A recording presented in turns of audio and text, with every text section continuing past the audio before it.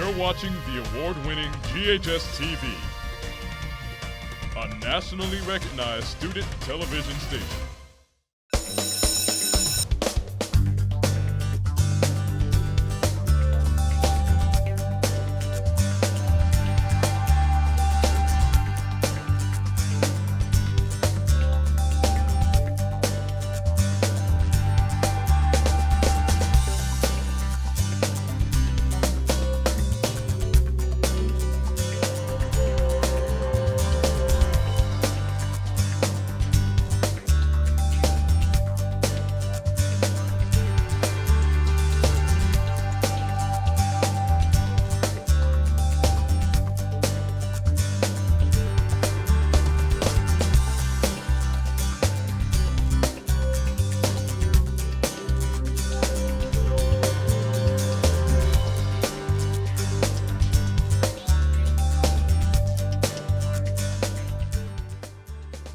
Hello, and welcome to a new edition of Shelby County Schools Report. We're coming to you from the studios of Germantown High School Television on the Germantown High School campus. I'm Rachel Christofferson. And I'm Raina Katko. Each month, we highlight various people, programs, and events making a difference in our school system. This month's Faces of SDS spotlights Cordova Elementary School Principal Kimberelle Lewis. She's using her leadership skills to make an impact on education nationally. Parents will want to stay tuned for today's SDS Focus. Executive producer Allison Long is joined by Shelby County Schools' newest board member, Joyce Dorse Coleman. She will discuss why she chose to run for the school board and what she hopes to accomplish over the next few years. Our School of the Month is one of a kind, but SDS is hoping to develop more schools like Belle Forest Community School. And from the Air Force to the Army, the JORTC is preparing students to become future leaders of tomorrow. But before we get to all of that, we want to introduce you to our Teacher of the Month, Daniel Warner. He makes the past come alive for his students at East High School. We visited his classroom to see how he connects his students' lives to those who have come before them. All right, warm up. Let's do it right. Question one. I just saw 4 steps of becoming a teacher this morning. Start with a fantasy. It's going to be amazing. Everyone loves to learn. Everyone's happy. Everybody loves me. I love them. And then it comes into like this crashing reality moment. And then you become, if you stick around long enough, become a master of how to do it. And then you start to make an impact. Because you can free kids up now to be themselves in the room because you have the control. You know where the content's headed. And I think that's a beautiful, gradual kind of release towards impacting students. You know, there's an old adage that students don't care what you know until they know that you care. His students know that he knows a lot about history, but they also know that he cares about them. So, note the color difference. People in the front, people in the back. What's the difference? He didn't let me slack off. Like, he stayed on me. And there was like a period where I was just like, not doing my homework and stuff. But he didn't let me like fall off. He always made me stay on top of my work. He allows us to make mistakes and teaches us how to prevent those mistakes from being repeated. He needs whose help? The white man's help. I definitely try to make things student-centered. So positioning them as the experts is really important. And let them feel the weight of being the expert in the room is really helpful. What's the hierarchy there? What comes first? God, okay. Yeah. History is not one of those things that students usually get excited about. Yeah, I can see how it could be a boring subject, but like he knows how to keep his students engaged. What's one reason he's anti-imperialism, KJ? Or pink around that corner? So if he can take a lesson on the Civil War and make it something that kids want to learn about and are excited about participating in, then that's great. Today we're going to look at the arguments for and against imperialism. We never opened the book a day in his class. I think it's better because, you know, like you have to use your mind. You have to think more. I think that's what he wanted us to do. His teaching style was very easy to comprehend and remember. If it really is a democratic thing to do. And if our social Darwinist beliefs actually... I love teaching American history because of the stories we get to look at. I think examining the collective memory and collective history of our nation is really important for young people because a lot of us actually haven't learned what we needed to learn in a history classroom when we were in school. And I think that leads to a lot of misunderstandings about current positions politically economically, socially, all these different issues. He actually gets you involved and makes you think about like cause and effect and how we got here. Like he's a very interactive teacher. If true Christianity consists in carrying out in our daily lives. What we really try to do here and what Daniel tries to do is really teach U.S. history from all point of views. We're trying to teach that all people's perspectives matter. Try to teach from all minority perspectives, especially in the South. So I think the history classroom in an integrated setting can be a beautiful thing, and that is definitely one of my dreams as a teacher. And not just black and white. Sometimes in Memphis we get stuck in this binary. Having rooms that reflect Memphis truly would be a beautiful thing, because then the conversations become a lot more complex. Not everybody agrees. Yeah, because they're valuing money before people, and that's backwards to him. Very good. Give me a second reason. Not everybody's kind of already on one side. You have to really reckon with things. Yeah, antis, are you against it? Pros, are you for it? So we're gonna ask. And that's when it takes an expert teacher, someone who can actually establish a safe culture and an academic culture. You can have all the facts about your content area. You can even have great instructional strategies. But if you can't let the students know that you care about them as individuals, then all of that doesn't matter. And Mr. Warner has an ability to have the students excited about learning history and know that he cares about them as well. When Warner teaches it, he makes it fun. You gotta hold back a little bit for the other folks, okay?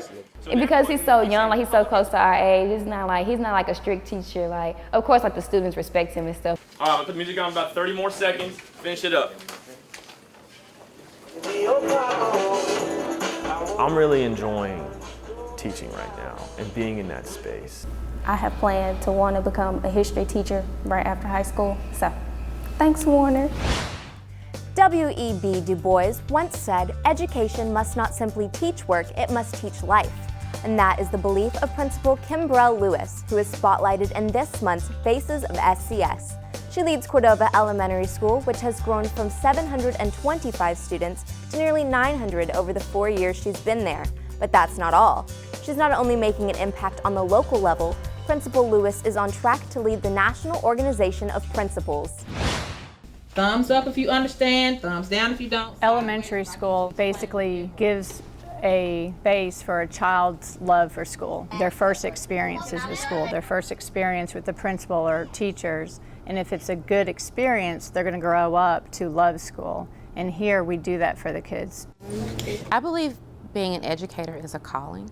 I wanted to have a career that was meaningful, and that's why I went into education. She came to Cordova 5 years ago with the vision in mind, and I've been here the entire time, and she stayed with that vision. So we start with our pre-planning. Ms. Lewis wanted to create a school where students wanted to come to school, they woke up excited about school, wanted to stay in school. The most important thing for our students is feeling that you care as you help them learn, and that's what we want to give them. Kids just love this school. It's just a wonderful place, and I'm so glad that Miss Lewis works here for this whole wonderful school. Miss Lewis is really good with kids. She respects them as a human being. And that's what I want them to feel when they walk in our doors. It's a whole community. It's about everyone who walks in the door is a part of the students' learning. She is different from all the other principals I have ever worked for. I would say because she has the shared leadership approach. They've been exposed to 6, 7, and 8 because we showed them how to be able to break apart. Even though she's the principal, she still asks for suggestions from the whole faculty. How many problems do you put in your Take 20? It's not just her telling us how things are going to be. She wants all of us to give her our input. So we basically make the decision together. The only thing that I ask is everyone who works here loves children. And if children aren't the priority, this is not the place for them. That's everyone's priority that's here at Cordova. She stresses that to us all the time. We're here for the children. Our first priority when we're here are the children. I just feel so much connection and so much compassion and concern. I've been through all these hallways throughout this entire school, and it's absolutely wonderful. It really is. I love it. I really do. I love, love, love, love this school. I think most of the kids love her because she's just a nice, fun, joking person. Do I miss a classroom? No, I go into classrooms every day. So you're writing about all of it? Whenever she comes in the classroom, she doesn't just sit back and observe and take notes. She always walks around, Sometimes she may even jump in, help them with what they were doing. I think that it's a journey through the field, and so if I'm away from students, I miss them. I think I might get some of those today. Are they good? Yeah. They know Miss Lewis. They love her smile. They respect her when she comes into a room, when she walks down the hallway.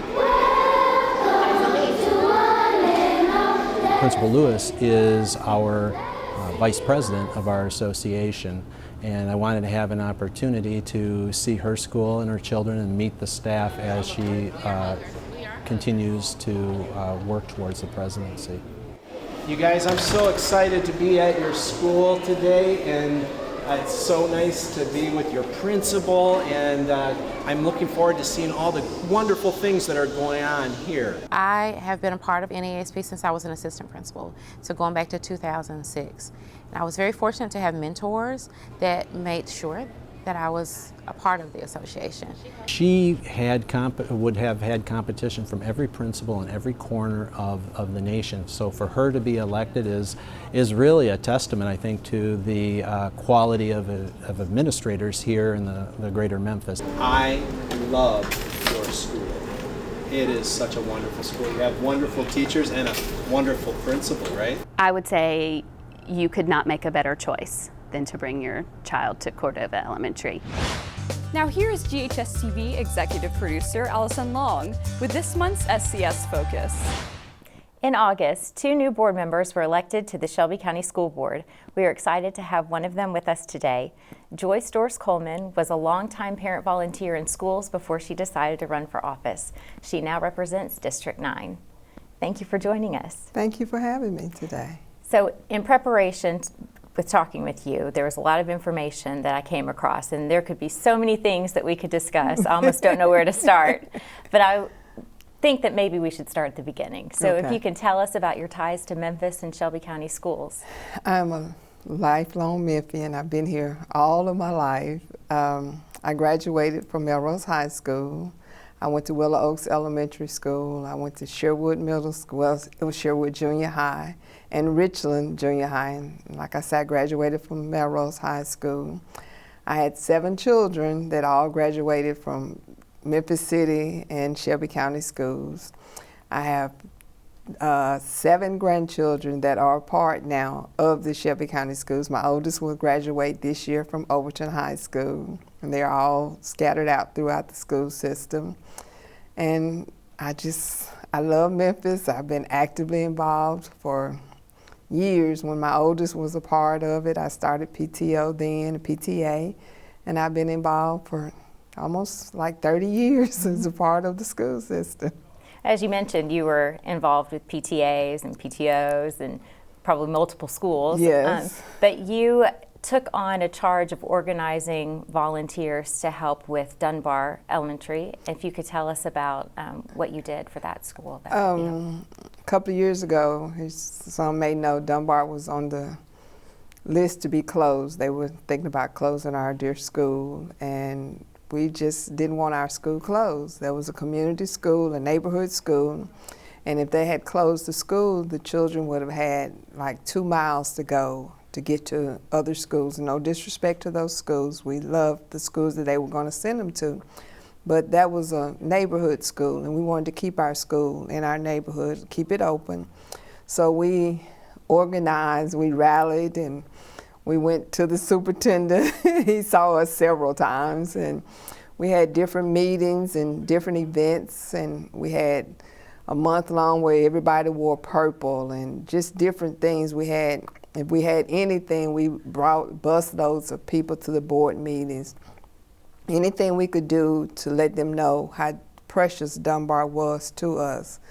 And in the end, we prevailed, and our school is still open. And this year on our TVAS scores, we came up and made 5s on our TVAS scores. It's wonderful. Yes, it is. Yes, so you are no stranger to putting your feet on the ground and rolling up your sleeves and getting things done. You're a woman that makes things happen.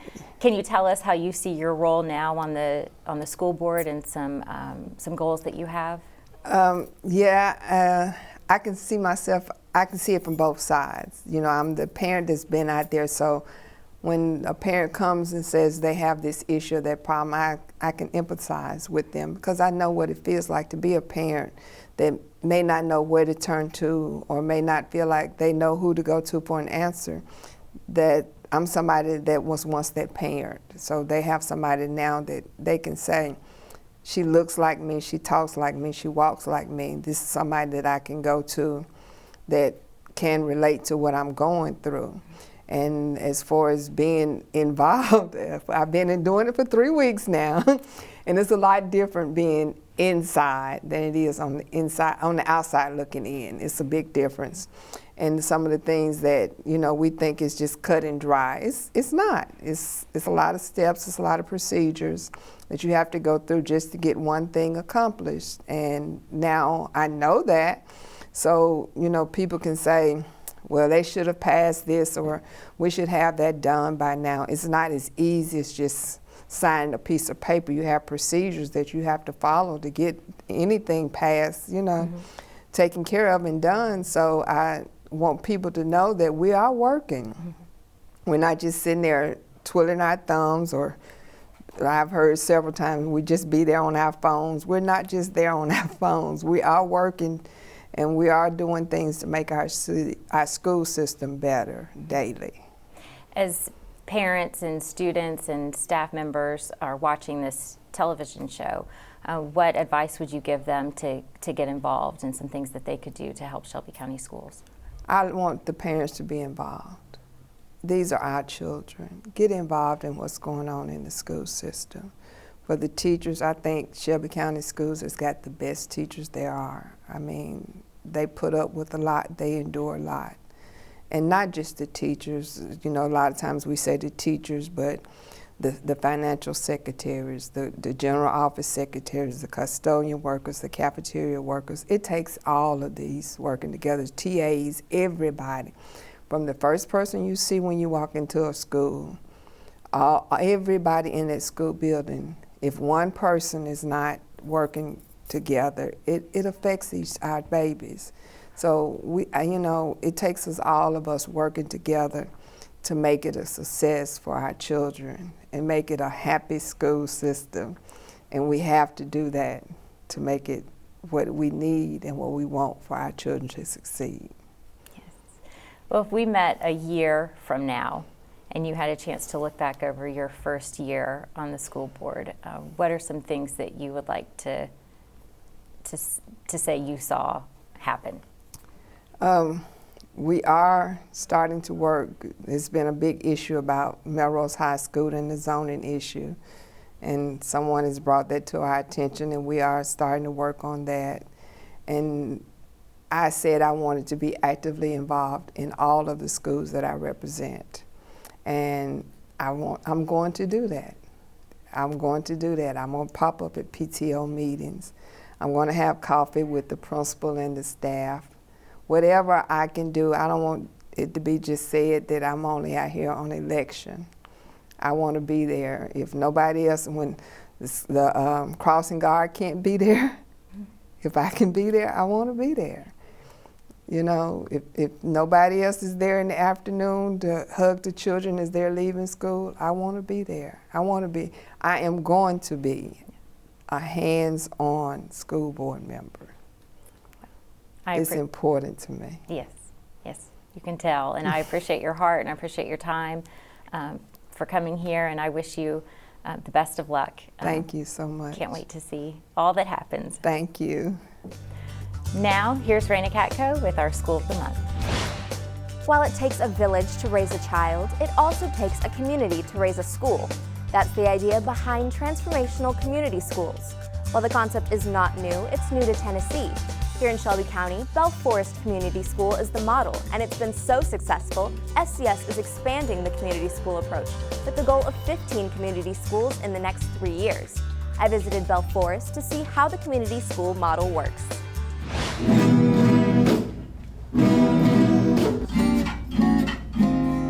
All right, very great job today. We all are definitely a unique family. We've all grown together, so we all know what works for each other. Belle Forest is not just a school. We are an institution for learning. It's a learning place. think I saw a dog.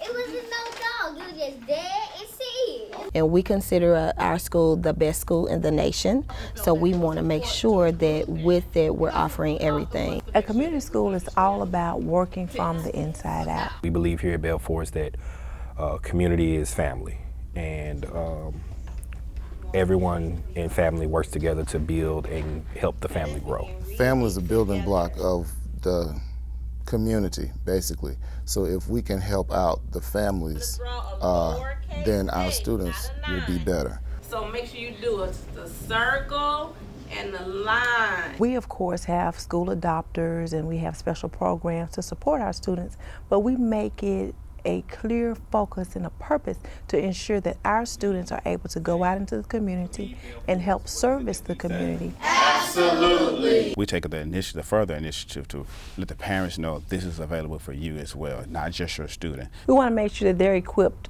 with being able to help their students once they get home, because once they get home, the learning doesn't stop. So we offer sessions so that they can be empowered to be able to help their students with expeditionary learning and Eureka Math. So we want to make sure that they have an area to come to if they want to come and exercise with us. If they want to come and paint with us, they can come and paint with us. If they want to come and learn more about how to make themselves better. It makes me feel more confident in myself, and it lets me know that no matter what I go through, my parents will be there. Hello there, how are you? How are you? One of the things that students can get out of our community schools specifically, which is kind of weird, I feel like we're a community school, but I feel like we should also kind of be like an arts infusion school. 6 slides, 7, 8. Just the fact that we have, 3 or 4 full-time music teachers and, multiple full-time art teachers. I feel like if students came to our school, they get a different perspective of possibilities. I love to learn. I'm very excited to learn. This school makes me feel comfortable about learning. I consider this school unique because it's not just a school where we focus in on academics. Again, we focus in on the social aspect of students, and we also focus in on nurturing their talent. Hold it with your thumbs, and then you can clap, right? We want to teach the whole student. We want to make sure that we are meeting the needs in every facet that we can to ensure their growth, going in a positive direction. We all grew up with the concept of it takes a village to raise a child, and nothing has changed now except for some of our students don't have that village. If the school, if the teachers, if the staff can be that village for students, that's our purpose here. It's amazing just to be a part of the mission and the vision, but each and every day I find myself falling in love again with education, because it's not just about academics, it's about helping the whole child. The Junior Reserve Officers Training Corps, or JROTC, has been in Shelby County Schools since the program began in 1919. It teaches students citizenship, leadership, and discipline. We visited the oldest unit in Shelby County Schools, Central High School. They've been training cadets for nearly 100 years.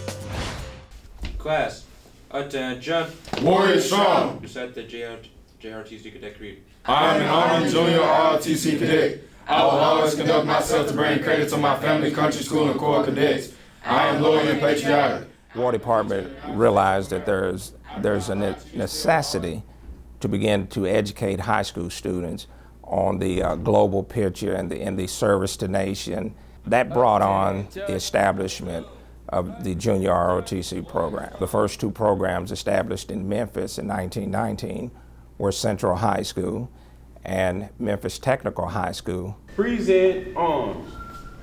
It's the only course in the public schools that really teaches pure leadership. Remember, leadership is not easy.